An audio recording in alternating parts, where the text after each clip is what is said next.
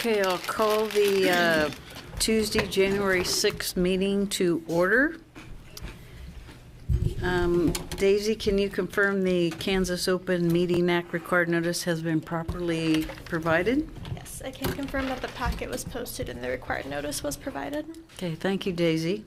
Roll call, please. Commissioner Rogers? Here. Commissioner McFadden? Here. Commissioner Mikesell? Here. Commissioner Farber? Here. Commissioner Alt? Here. Commissioner Van Coveren? Here. Commissioner Sydow? Here. And Chair Waters? Here. So with 8 out of 8 members, we have a quorum and we can proceed with business. Okay, thank you, Daisy. On the minutes of the November 18th meeting, are there any corrections? If none, I'd entertain a motion to approve. So moved. Is there second? Yep. Okay, thank you, Joseph. It's been moved and seconded to approve the minutes of the November 18th, 2025 regular meeting. All those in favor say aye. Aye. Motion carries. Okay, we'll move into new business under quasi judicial matters, application Z25-6.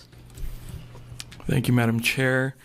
Good afternoon, Commissioners. The first item on the agenda is item 3.1, which is application Z25-6, filed by Tyler Adams, requesting a change in zoning district classification from PDD R2, multiple family residential, to RS, residential suburban, to allow for the construction of a single family residence. The subject property is legally described as Lot 1, Block 5 of the Mariposa subdivision. It is a single vacant lot comprising of approximately 7.11 acres. As shown on the aerial map, the site is bounded to the north by the Salina Municipal Golf Course and is surrounded by existing residential dwellings to the east, south, and west. I would also note that the property is not located within the 100-year floodplain. To provide some historical context, this land was originally part of the Mariposa Master Plan, approved in 1988. In April of 1989, the Planning Commission approved the final plat, shown here, which designated this specific area, Block 5, for a cluster of townhome developments, At that time, it was zoned PDD R2, Planned Development District, multiple family residential, to accommodate that specified density. However, the property has remained vacant for over 35 years. The original multifamily concept never materialized, and it appears that the property was not found suitable for multi-family development or for the original townhome concept. The applicants, Megan and Tyler Adams, have purchased the property and are requesting to rezone it from PDD-R2 to RS, residential suburban.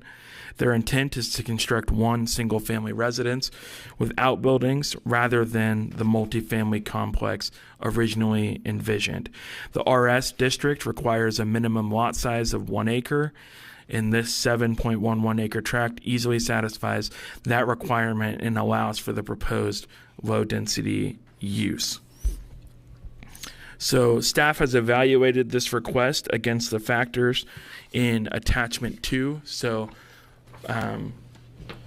attached to your packet, you'll find attachment number 2, which outlines in deliberations during public hearings for the purpose of making recommendations to the Board of City Commissioners to approve or deny zoning map changes. The following factors shall be considered by the Planning Commission. So we'll go ahead and walk through those factors. So staff has evaluated this request starting with neighborhood character. The area is an established residential neighborhood, and the proposed RS zoning appears to be compatible with the surrounding districts. To the west is PDD-R residential, which is the Mariposa subdivision. To the south is standard residential, R district residential across Cedar Ridge Drive. And to the east is R1 single family residential, which is the Grand Prairie edition. And to the north is the golf course, which is zoned A1. And we would note that directly west of the Mariposa subdivision, so it's zoned in that gray color.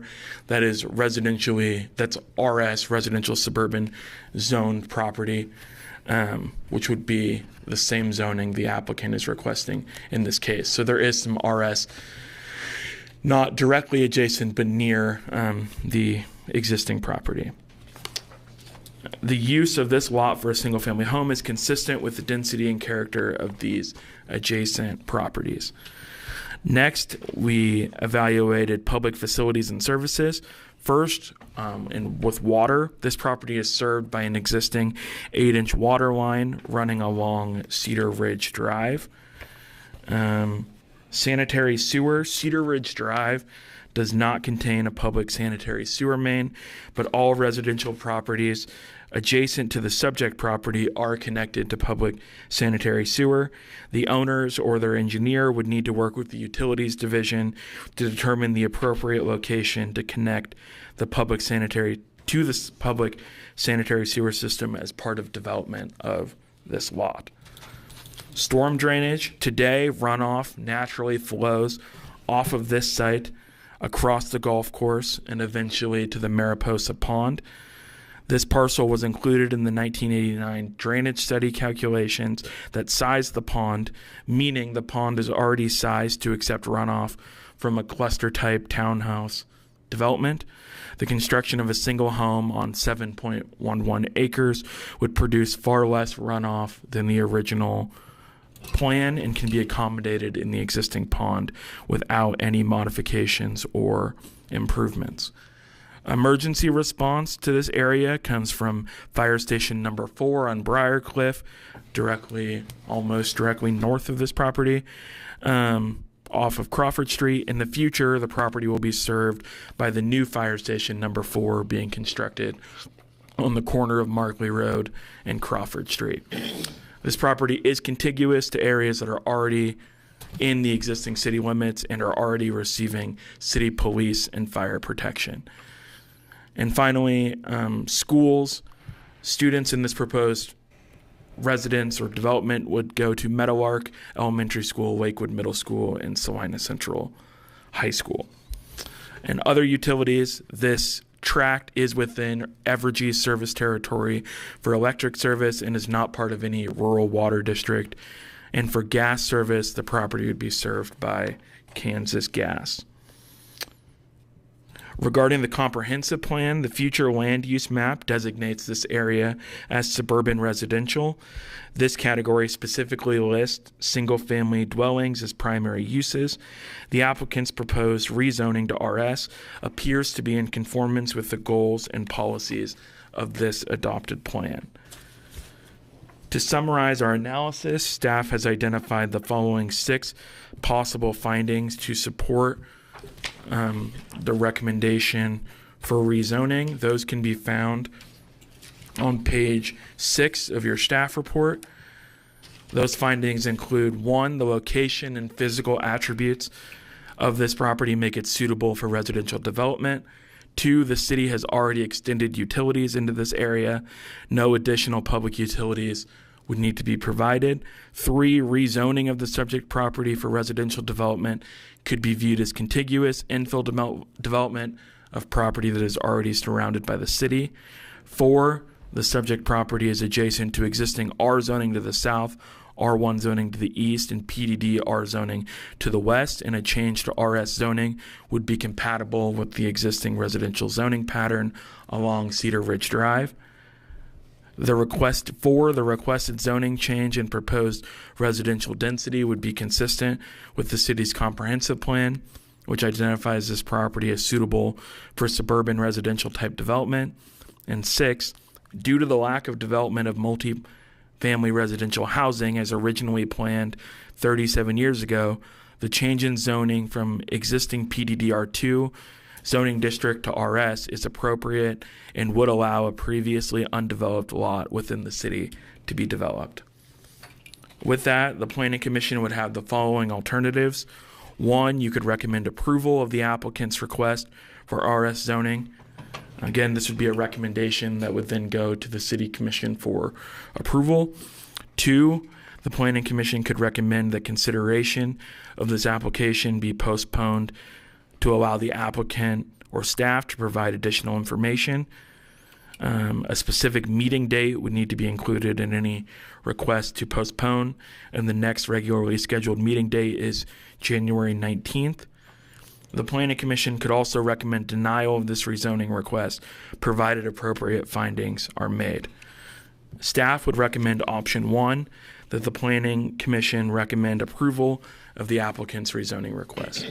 And with that, the representative of the applicant is here, the property owner is here, and staff is available to answer any questions you might have. Okay. Thank you, Gage. Commissioners, do you have any questions of staff? I'd have one. The mention's they're planning on some outbuildings. What will those be? How many? And what kind of restrictions are there on those? So we can allow the applicant to talk a little more about what they were proposing, but through the accessory, let me pull it up so I can read it to you. Give me 1 second. Should have printed it out.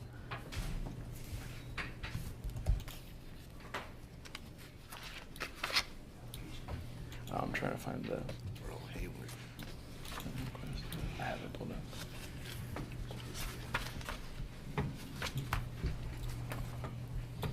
Give me one second.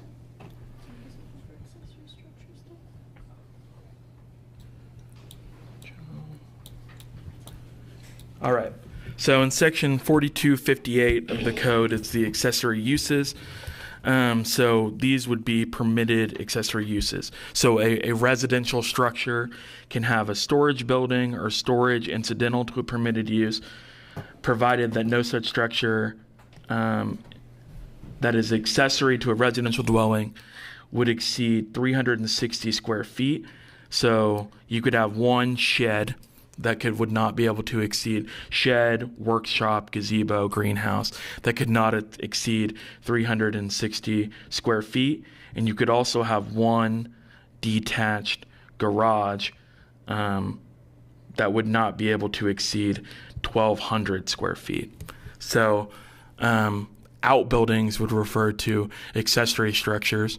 And in the code, you're allowed to have either one large accessory structure, which would be a detached garage, and one small one, which is oftentimes a shed or a workshop. Or you could have two small accessory structures. So you could have like two sheds, or a shed and a workshop, or a shed and a gazebo. But that gives you an idea. If the applicant wishes to, they can add more as to what they're proposing. But that would be what would be allowed through code. Okay, thank you. All right. Are there any other questions of staff? Okay, hearing none, I invite the applicant forward.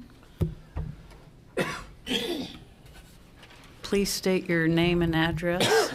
Thank you, Madam Chair and members of the Commission. My name's Dean Andrew. I reside at 2160 Shalimar Drive. And Tyler and Megan Adams bought this property in September of 2025 with no contingency and with no full understanding of what the zoning limitations were on the property. So I have agreed to assist the Adams with preparing an application and guiding them through the rezoning process because they own the property outright. In some cases like this, when the zoning doesn't match your plans, you can have a contract to purchase contingent on the zoning being approved, but since they already own the property, I agreed to assist them with this process. And so what we have is a piece of property that the original approvals date back to 1989, and the Graves family owned all this property south of the golf course. And if you can envision it, Cedar Ridge Drive did not exist. It was Cloud Street, and you took Marymount Road down to Cloud Street, and then it had a L intersection and went up the hill to Markley. And so their master plan envisioned multiple areas, and they had 3 townhome areas, and one of them was here. One of them is over where you see Florida Soul next to Markley Road, and one of them was on the west side of Marymount Road, south of Cedar Ridge Drive. And Bob Hayworth purchased that property in 2003 and converted that townhome area to single-family housing through a replat. So when this plan was approved, it was supposed to be for 40 to 50 cluster townhomes similar to Florida Soul, and it has never been amended or changed, nor has it been developed. And so one of the factors to be considered is the fact that the properties remain vacant as zoned for 36 to 37 years, and that's a pretty good indication that there's no market to build townhomes there. And I think as you look at it, you've got the aerial photo there, but to really appreciate the property, if you add the contour or elevation lines to that aerial photo, there's about a 40-foot drop in elevation from the front of the property to the rear. So the front's a little over 1,300 feet in elevation, and at the back end it's about 1,260. So there's a substantial drop, not a lot of level area, and it would take a lot of regrading to do townhomes there. So this property has been set up for with utilities and public streets, and depending on where the house goes, that will probably dictate how it gets served with sewer. But first step for the Adams was getting rid of the existing planned development district restrictions and making it a home site, and then they can work out exactly where on the property they want to site the home. The other thing I would point out is that it's RS zoning that's being requested. That's a 1 acre minimum size. And so if someone in the future wanted to take this property and try to future subdivide it into more building lots, that would require most likely the property to be rezoned, and so there would be another neighborhood notice and public hearing. So the RS zoning helps make it what it is, which is a large 7 acre home site with lots of trees. So again, I agreed to help the Adams with that, and then I have been involved in review of all the development that's occurred along Cedar Ridge Drive. And one thing about this property, it has been assessed for sewer. There's a, if you go down Marymount Road and you see the little jog there, that it's a sanitary sewer lift station, and that lift station, if that lift station wasn't there, a good portion of this area would not have sewer service. So this lot got assessed for the lift station, it got assessed for the public water line, and it got assessed for Cedar Ridge Drive. And so it has paid its fair share of all the public infrastructure, and so it's ready to go for building a house, except for the planned development district zoning. And it would seem from an impact standpoint on utilities, drainage, traffic, a number of things, having a single dwelling would have much less impact than 40 to 50 cluster townhomes. So with that, I'm just making myself available for any technical questions, and I've got Tyler Adams here, who he can tell you specifically his plans for the home, the timing, the outbuildings, that type of thing, what he's envisioning. But I'm here to just help if there's any technical questions about this area. Thank you, Dean. Commissioners, do you have any questions for Dean? Dean, it's great to see your face again, and nice to see you in the capacity of helping people get projects going, and I'm sure that you're saving staff some steps with your expertise. And I just want, my question is, how does it feel on that side of the podium? A little different, but I can, I'm a little freer to criticize staff's reports or recommendations, but I'm going to refrain from doing that. So. But I'm glad that I'm still recognizable, and I'm not working in any capacity full time, but I've been helping people out with different real estate challenges that they have or understanding city processes. So I just want to stay active helping people. So Great. Okay, thank you. All right, any other questions for Dean? thanks. Tyler, if Okay. you want to come up, Yes. and Tyler's just going to give you what his plan is for the house, the timing, and what he'd like to put on the property. Okay. And so we just want to build a single-family home. We'd like to build a garage, probably 30 by 40, a pool on the back. It would be our intent that we leave the majority of the trees intact, carving out a single path where the house can't be seen from the road, neighbors, which will also help minimize any disruption to the neighbors.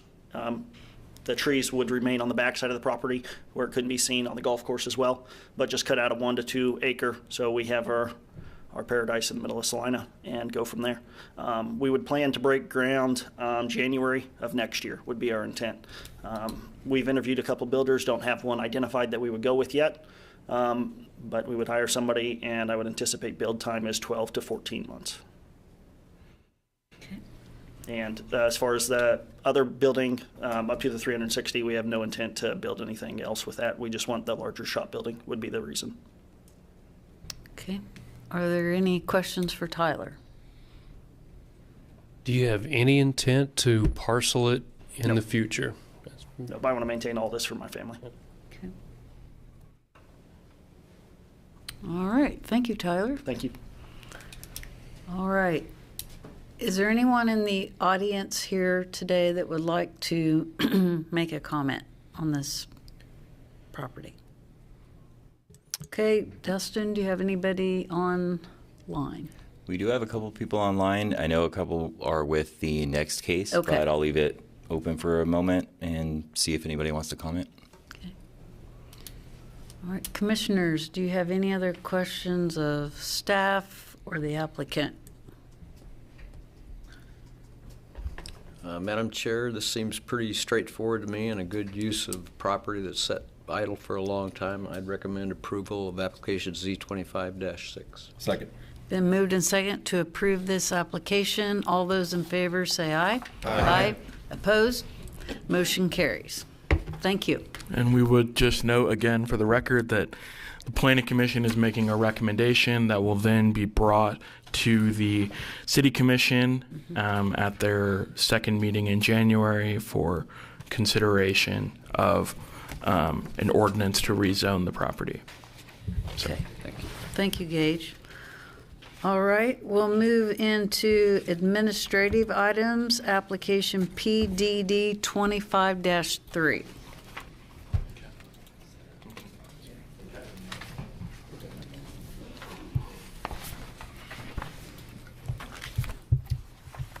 Thanks for holding on. I had to swap seats here.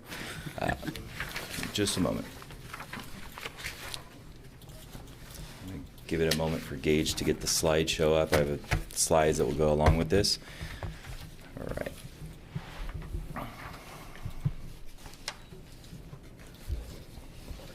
It's fine. So application PDD 25-3 was filed by Dustin Marsh on behalf of Salina Destination Development LLC, requesting approval of a final development plan for the Magnolia Village PDD. It's a 27.05, it's actually 27.04 acre tract of land located on the west side of Virginia Drive, south of Magnolia Road.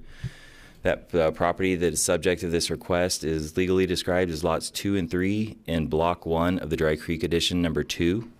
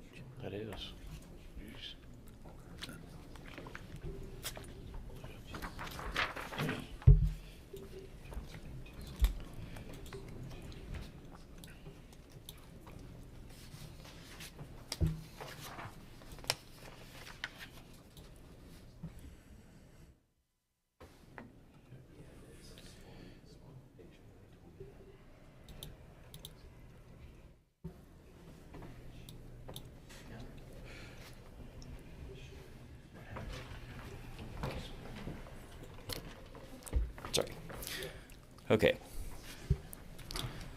So go ahead and click to the first one. So we have a few different sections we'll go through here. We'll do a summary and then the background of Salina Destination, just a brief background to bring you up to speed. I know you've reviewed this before. You reviewed the preliminary PDD plan. And so we'll just bring you up to speed on that, and then we'll move through some of the other sections. And I just went over what the request is, so we can go to the next slide here. And I'll just go through a series of these. This is the aerial photo and we can of the area. It shows the zoning here is PDD R2.5. Again, I said this was lots 2 and 3 of the Magnolia Village PDD, or Salina Destination Phase 2 is what we've referred to it previously.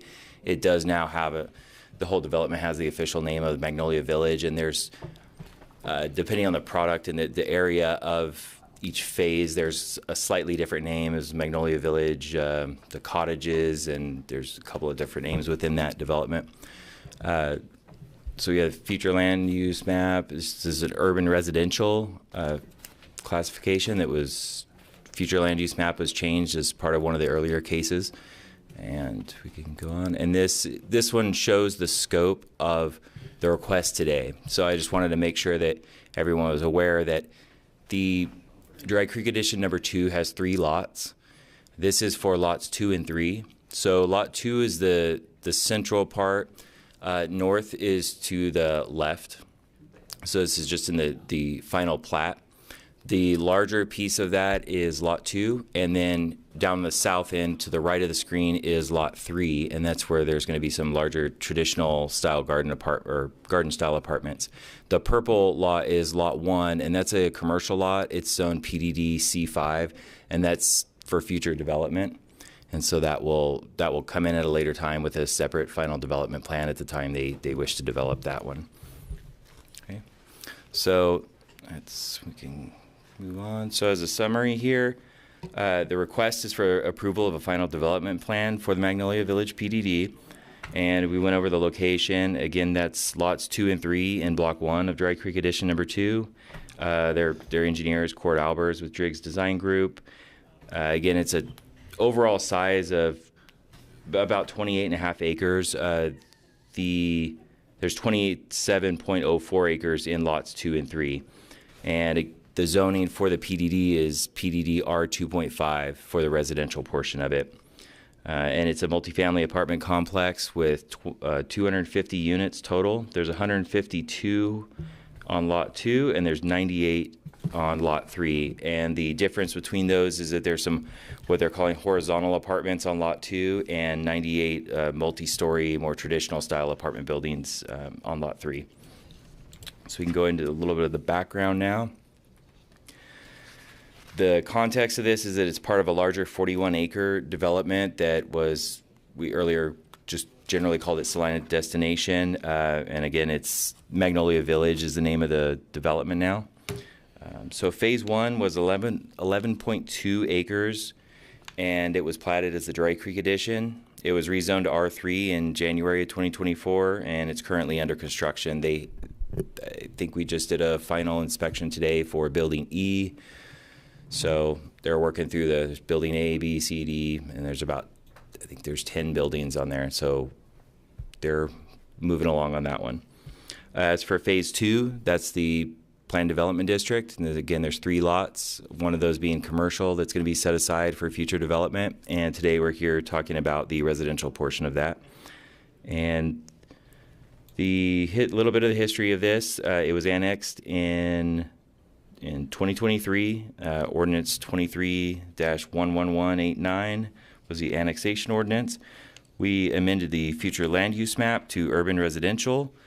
Along with that, the preliminary PDD and rezoning, that was approved.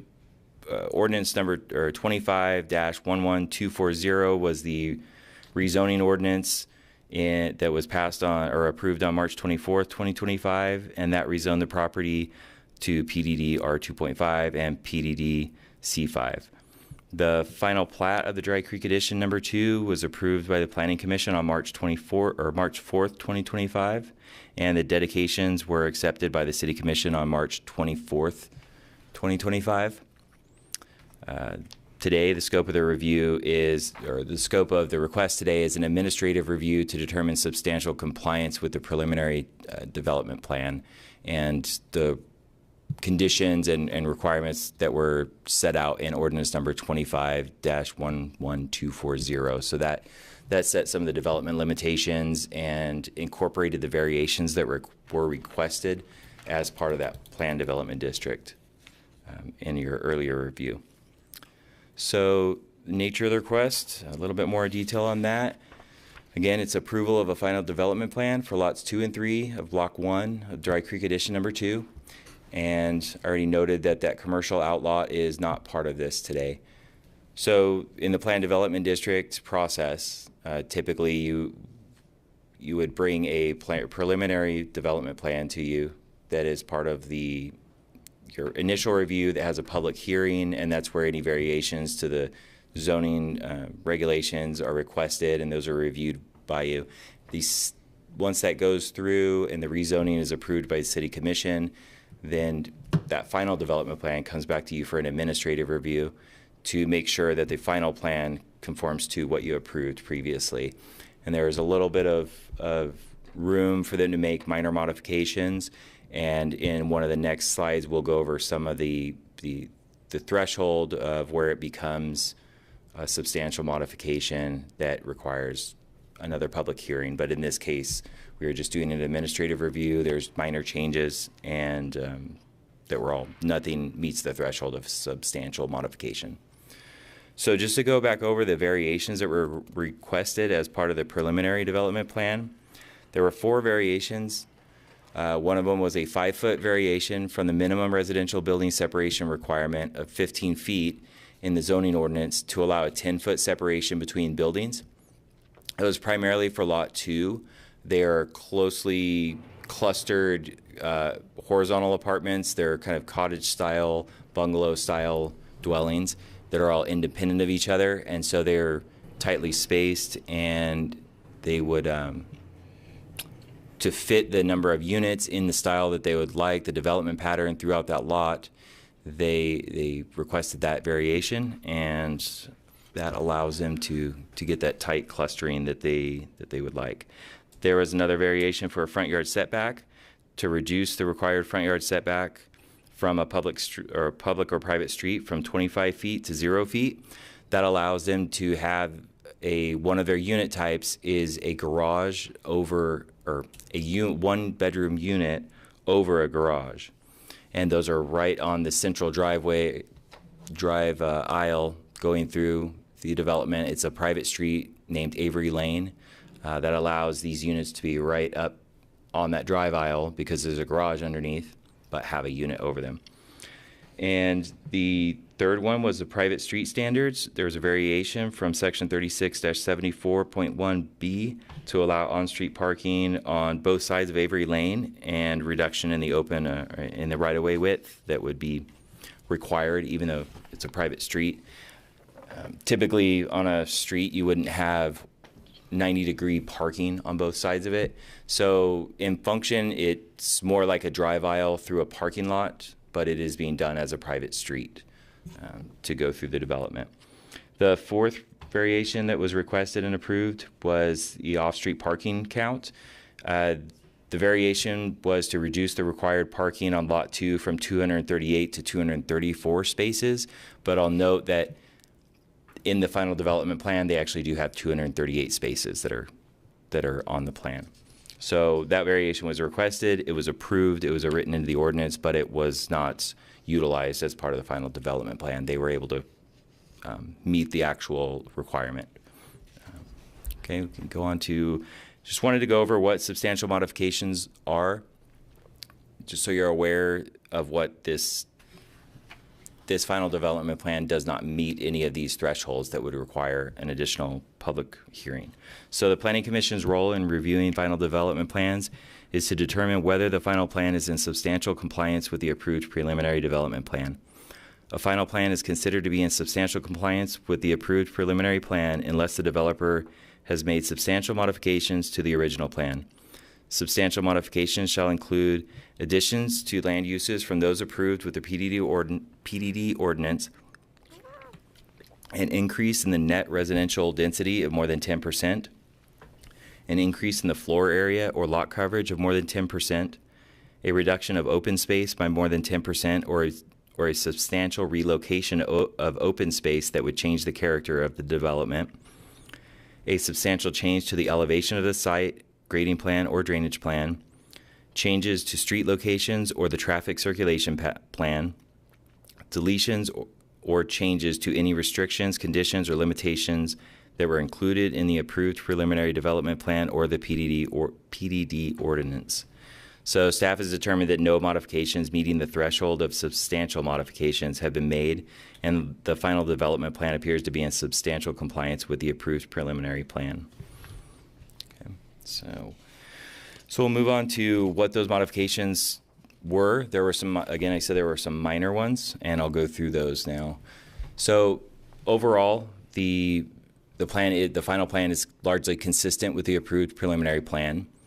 There were some layout changes to the mix of which unit is going where within the development, and I'm speaking mostly for Lot 2. Lot 3 has largely been consistent. It's 3 large apartment buildings. But on Lot 2 is where some of the minor changes have occurred, and it's really swapping a duplex to a 1-bedroom in one location, but overall the pattern and overall locations of where dwellings are has remained the same.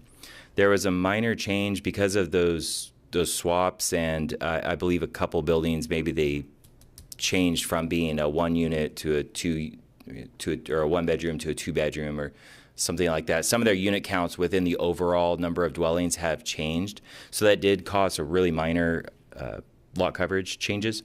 So for Lot 2 in the preliminary plan, the lot coverage was 16.08%, and in the final plan it's 16.31%, so very minor. Lot 3, the preliminary plan was 16.25% lot coverage, and in the final plan it's actually a little bit less. It's at 15.48%. And just to note that both of those are well below the R2.5 maximum lot coverage of 40%. So for parking, on Lot 2, they've increased it to meet the 238 spaces required, and on Lot 3, it's remained the same. It's 159, I believe, and we'll get to that in a future slide. So moving into the staff analysis, I wanted to go back through each of the sections that you did look at in the preliminary.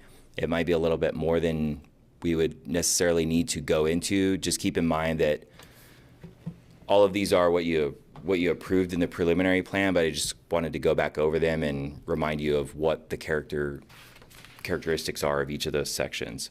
So just to summarize, the zoning and code compliance, it adheres to the PDD R2.5 standards that were outlined in Ordinance 25-11240. It incorporates the 4 approved variations, but doesn't really use the parking variation. Utility and access aspects have all been reviewed by staff, and there are no significant changes. The development pattern does provide a logical density transition from a lower height dwelling size up to the north, back as you move south goes up to the taller buildings. So the closer you are to Magnolia, those are lower single-story or small 2-story units. And then there would be that future development up on the commercial lot. And for parking, landscaping, and signage, parking, it meets or exceeds the requirements. Landscaping, it has a comprehensive landscape plan that includes street trees and landscaping throughout the development. And it does have a 5-foot buffer on the south for the future Shenandoah Drive. And its signage, there are 2 monument signs. One would be located right along Magnolia on the north end, and the other one would be located down on Virginia Drive for Lot 3 for the larger apartments. And we can move into site development information. That text came out a little bit small here, but that was provided also in the packet. This is the same table that's in there, and it does show the requirements, and it shows by lot what the characteristics are for that from the site area. Lot 2 is 22 acres, just over 22, and lot 3 is about 4.8 acres. As far as density, lot 2 is 6.84 units per acre, and lot 3 is 20.36 units per acre. And for setbacks, for lot 2, they have a 10-foot setback between dwellings. And just to note also, on the overall development, the west property line is to the west of the Dry Creek Channel. So there's a fairly large setback on the west side. And on the east side along Virginia, it does vary a little bit, but it does meet the minimum 25-foot front building setback from Virginia Drive. And as far as lot coverage, again, I already went over that. And the maximum height on lot 2 of those dwellings, and this would be the highest two-story dwelling, is 24 feet. The height on lot 3 for the traditional apartments is 50 feet, and the maximum is 75 feet. So it's well below that. So we can move to the next one. So just to note that this does have some floodplain. A portion of this property is within the special flood hazard area, and specifically this is floodway, and it's basically bank to bank for Dry Creek. And I'll bring up the final development plan in a few minutes, and we can see where that's located. But all of the development, the building pads are outside of that the floodway. They're outside of the SFHA. So just wanted to note that for you. Some of the development does include a few stormwater outlet pipes that will go out of the detention ponds into Dry Creek Channel. And the developers have already corresponded with the state, with Kansas Department of Agriculture, to determine that no state level permits are required. There will be a couple local permits, the floodplain development permits, that will be required for those pipes to drop into the creek. And so that basically covers floodplain. So we can go to the building design here. And just so you know, you might want to, I'll cover the cottages, but then flip over to the 3D renderings of the tab that's open. Okay, so on lot 2, the cottages, there's 152 units. They're kind of a craftsman bungalow style with pitched roofs and prominent front porches. There's the Avery Lane is a central drive that runs north-south in the development, and then running parallel to Avery Drive is a series of 2 rows of dwellings on each side where they back up to Avery Lane. As you can see here, the central drive running through there is Avery Lane, and then you have 2 rows of dwellings, and in between those 2 rows of dwellings is a sidewalk, a pedestrian corridor that runs up and down those. Those are actually where the front doors are located. So they face inward, so you open your front door and you're out into a little, almost like a bungalow court or courtyard apartments type atmosphere. And so at the rear of the dwellings, really it is where your parking is at. We're gonna go through there. This one shows pretty well what that looks like. Right. And as far as lot 3, we have 98 units in 3 three-story buildings, and they're a traditional garden-style apartment.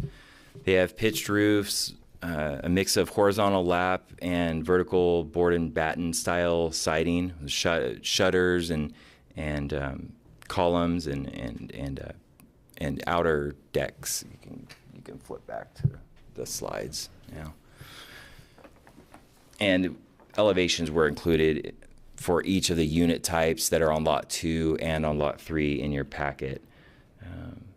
And we do have a table here that shows the unit configuration. So on lot 2, there's 7 different types. There's 3 single stories. There's a 1-bedroom, 2-bedroom, 3-bedroom that are single stories.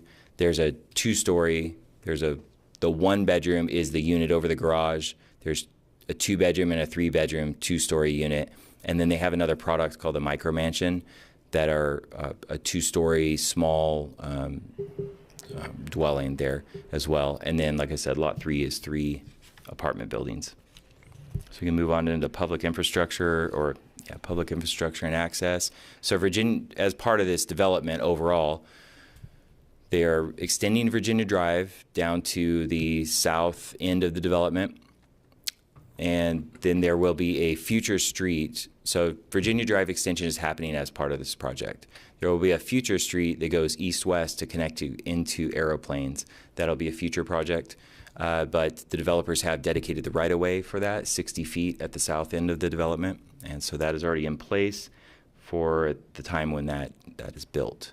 Avery Lane is a private street, so the developer will need to record a maintenance agreement and covenants for construction or maintenance prior to a certificate of occupancy being issued. So I've included some of the requirements from the zoning ordinance here in each of these sections where they're relevant. And sorry, as far as water and fire, there is some public infrastructure for those, and a certificate of completion for the public water line loop and fire hydrants will be required prior to building permits for phase 2. And then we'll move into off-street parking here. So it's just a table breaking down the number of spaces. They're required to have 238 spaces on lot 2 and 159 on lot 3, and that's exactly what they're proposing. On lot 2, there's 211 open spaces and 27 garage spaces. So those would be the unit over the garage, and I believe that's a 3-unit garage. So, okay, and we can move on to a short one about fire and emergency access. I just wanted to note that lot 2 is gated, and they'll be equipped with a Knox box system or an optical sensor or some other method of fire and emergency services getting into the development when needed. And they have adjusted some of the internal drives and entrances and the radius of those to make sure that they accommodate the largest apparatus that might be responding out there. For lot 3, they'll be accessing via Virginia Drive. And actually lot 2, they would have one entrance on Magnolia and one entrance on Virginia. And those final plans will be subject to fire marshal approval, getting in and out of those gates. It's at their discretion to make sure that everything is ready to go. So for landscaping and buffering, they have provided a detailed landscaping plan that shows landscaping across the entire development. There are street trees along the frontages. There's landscaping all throughout, and in those 3D renderings you saw, there's a very similar pattern of landscaping around the dwellings with a mixture of different plants and shrubs and trees. And as I said, there is a 5-foot landscape buffer that's required along the parking lot facing Shenandoah Drive because they have a parking lot right up against the street. That's one of the landscaping requirements, and that's been shown on their final development plan. And so they will need to record a maintenance agreement for site landscaping prior to a certificate of occupancy as well. And we can move into storm drainage. So the plan has 2 large detention ponds on the western side of the development between the residences and Dry Creek. And so runoff from the street and from elsewhere in the development will be routed to those 2 ponds, and then it will be emptied at a controlled rate into Dry Creek. And as the previous few slides, there will be a maintenance agreement for those retention and detention pond areas, inlets, pipes, and ditches prior to a certificate of occupancy. Can move on to sidewalks. I already noted that there's a pedestrian corridor and sidewalks throughout the development. We also do have a public sidewalk on the west side of Virginia Drive and the north side of the future Shenandoah Drive, and the developers are also required to connect the development up to Magnolia.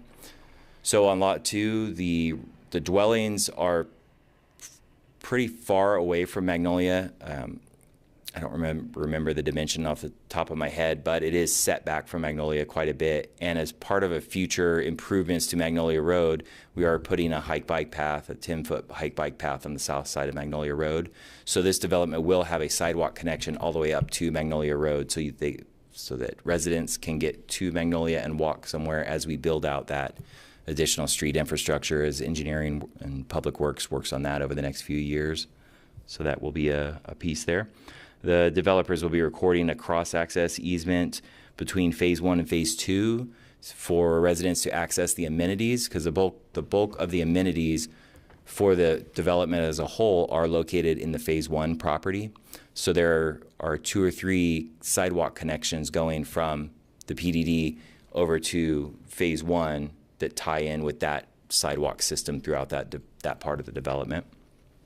And that just ensures that all the residents have access to the amenities, and that tracks to the development agreements that were signed and agreed on early on in this project.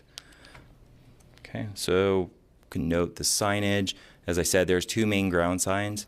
One's located at the primary gated entrance at the north end by Magnolia Road, and the other one will be located for Lot 3 at Virginia Drive at the north entrance of the apartments.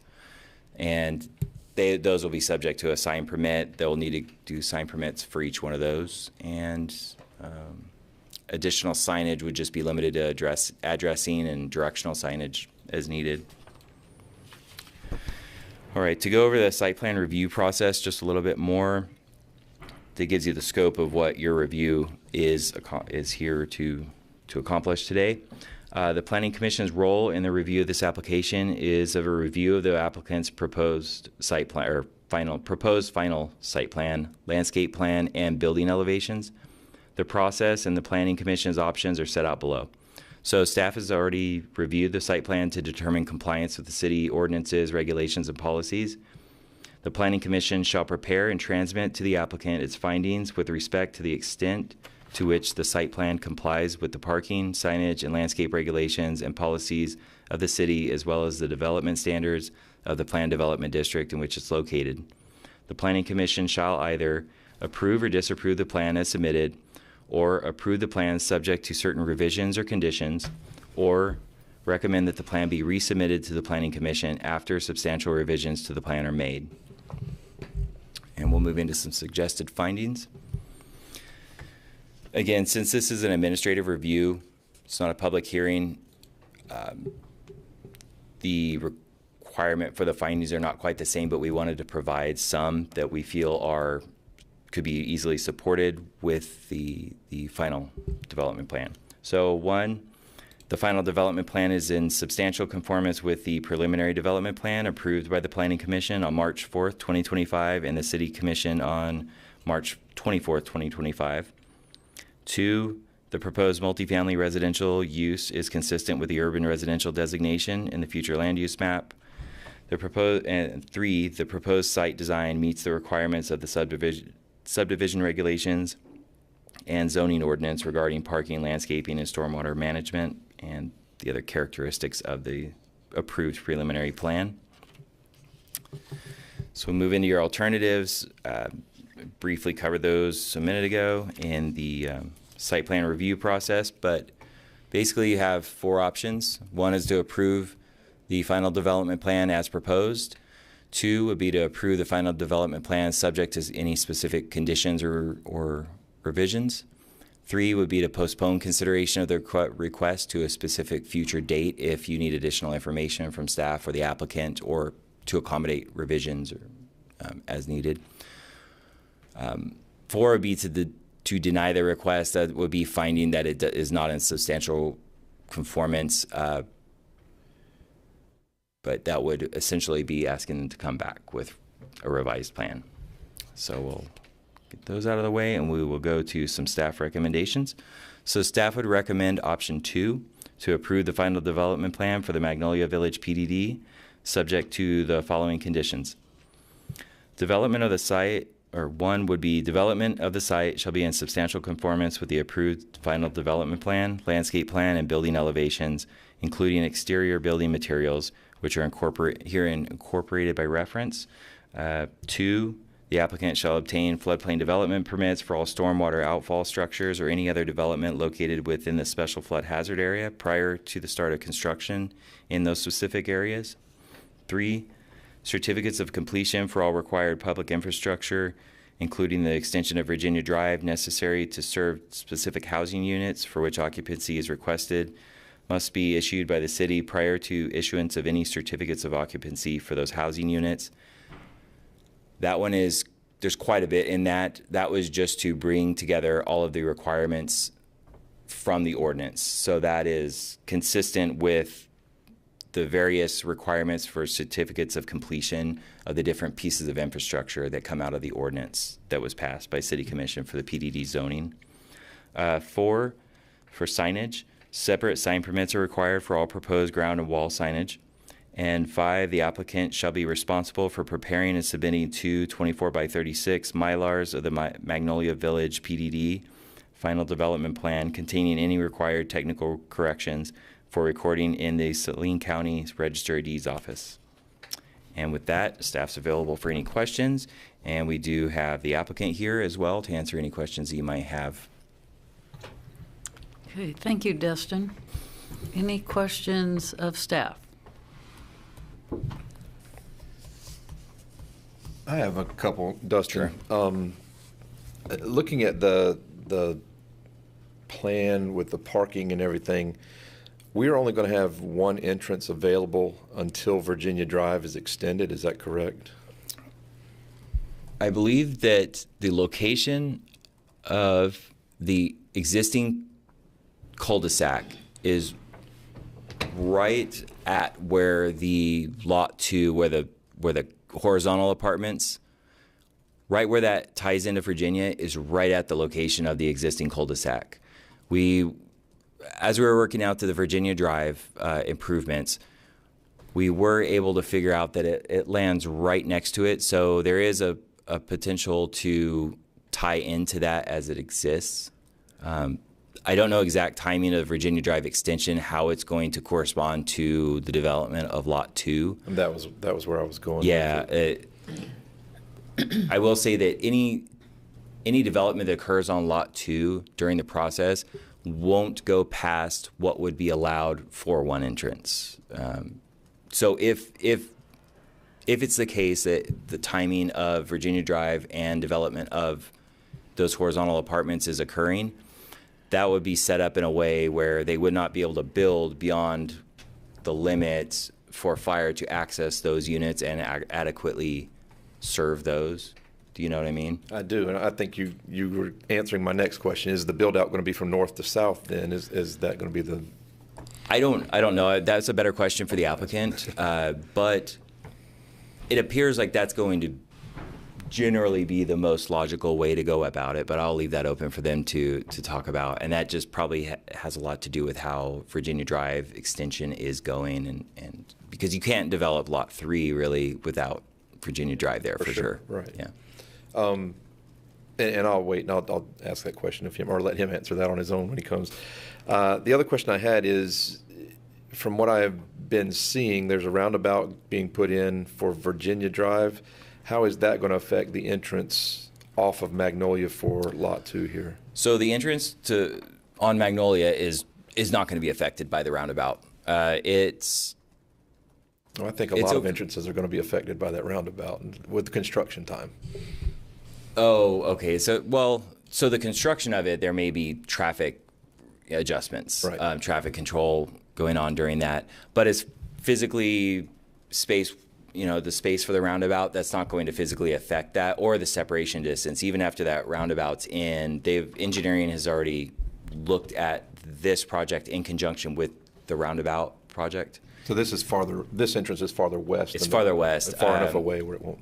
I don't remember the exact number, but I want to say it's 300. It's over 300 feet away. Might be. Well, the roundabout's at Waterwell Road. No, that's a different one. No, this is a different. There's one Okay. that's going to be at Magnolia Road and Virginia Drive, potentially. I think that one's already finalized. I think there is going to be one there. Can you measure? or if you can look at that final development plan and see if there's a dimension on there. Sure, you're talking about Yeah, give it a turn on the measurement and go at the center of Virginia Drive and Magnolia, and then bring it over to past the empty lot after the west of American Ag Credit. About there you go. Come back a little bit. Right? Nope, a little bit more. See the driveway on the north? Right about there. What is that? That's 600 feet. So it was well over what I was remembering. So that's approximately where the north driveway is going to be. If you can see that, where the cursor's at. So if you're talking the center of that intersection back to approximately where that's going to be, you're at 600 feet. So once it's done, it's not so close to a roundabout that there's going to be an issue with having a driveway too close. Once it's done, do we know timing on I don't. this entrance and that project? No, I don't. We could find out and update you on that, but I don't know exactly where that's at with Public Works. All right. Any other questions for Dustin? Okay, would the applicant like to come forward? We got another Dustin here, so. Dustin Marsh on behalf of Salina Destination Development. Thank you to the Planning Commission for your consideration of this agenda item. I think you could probably tell from Dustin's introduction that this is a big project, and there's been many hours spent between our consultants and the City of Salina staff, from the planning folks to development service folks to engineering folks, and we just want to say thank you to everybody for helping us and shepherding us along the way here. I think our engineers are also online to field any questions you may have related to engineering, but with that, I'll step back and answer any questions you want to talk about the phasing or the. Is that okay? Yes, go ahead. Yeah, with that one entrance, I assume the build out was going to be from north to south. Right. Does that make sense? We've been working, with our contractor to come up with some strategies on how we're going to get this thing built efficiently. And I think Dustin had mentioned, some buildings had maybe switched around a little bit on the plan, and some of that was, logistical on our part to kind of see where things were fitting and how things could get built with the different trades being involved and different unit types, and so that we weren't concentrating too much in one area. So the idea would be that we would move from north to south, and then exactly where that kind of cutoff point is for fire protection, I don't know that I can quite answer that today, but we have been working with the city and with our contractor to come up with what's going to be able to be a workable solution as we head down that corridor and kind of catch up to ourselves with the apartments on the south, because I think ultimately our job trailer will end up kind of being somewhere down there in the middle knuckle, I would say, is what I would call it, where we would maybe have traffic coming in, from the south and eventually meeting the north side of things to a certain degree. So you're picturing that south entrance being open during the construction time, is what you're saying? I don't know that I could commit to that, but it's something that we've talked about, how the timing of that works out with Virginia. We've got those plans into the city for review right now. So again, maybe it's a solution where we get the base rock down to a certain point to get access into the site that we need, or something like that. I don't know, but we've got, I think, everything in place that we need, drawing wise and scheduling wise, to get there, to make sure that we're staying ahead of it. And I appreciate that, because like you were mentioning, there's a lot of moving pieces here. Yeah, and we've got Dry Creek on one side, which we don't want to get into because of obvious reasons, and then we've got our phase one on the other side where we have tenants living. So we've got, some challenges to navigate, this corridor. But with that being said, we've worked with staff and our engineers to keep this thing tight and buttoned up so that when it gets built, it'll be in that same nature.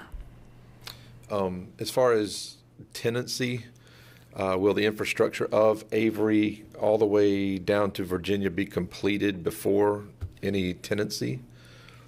Occupancy. Or occupancy, I'm sorry. Yeah, I know there's some, there's some language in the development agreement in terms of when, slabs can be delivered. And so I think it'll be more sequential in that manner where you will get building pads at a certain date and then we'll go vertical at a certain date. In terms of occupancy, we wouldn't be able to, I don't think, occupy any units until we were satisfied with the fire and safety folks. Everything from addressing to fire protection to everything else like that, parking, everything. So, yeah. Thank you. All right. Any other questions of the applicant? Okay, thank you. Thank you. All right. Is there anyone in the room that would like to make a comment? Okay. Gage, is there anyone online? As far as online, we have the engineer for the development with Driggs Design, but if Mr. Albers doesn't have anything to add, we do not have anybody from the public on Zoom. All right, thank you. I open it up to the commission for discussion or a motion.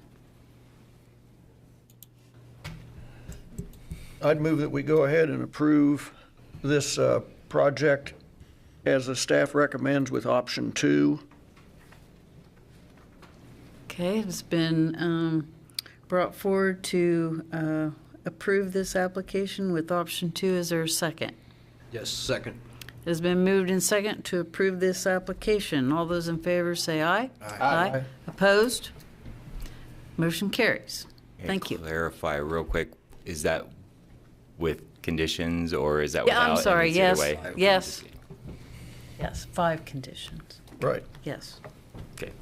correct. Thank you. All right, we'll move on to any unfinished or other business? So our next meeting will be January 20th, 2026, and at that time we'll be doing the annual review. We do not have any cases at anything on the schedule other than that for so far, and we don't anticipate any. The only other piece of news would be that since Dean's retirement, we did a job search and went through a few months of job searching, and I've transitioned over into the role of planning manager now. So I will be secretary for planning commission and the other boards, and you'll see me up at this desk a lot more. Congratulations. Okay. Thanks. Okay. And I All think right, other is than there anyone, one more time, anybody online, Gage? We do not have anybody from the public on Zoom. Okay, thank you. I entertain a motion to adjourn. So moved. And a second. Seconded. Moved and second to adjourn. All those in favor say aye. Aye. Aye. Motion carries. Thank you.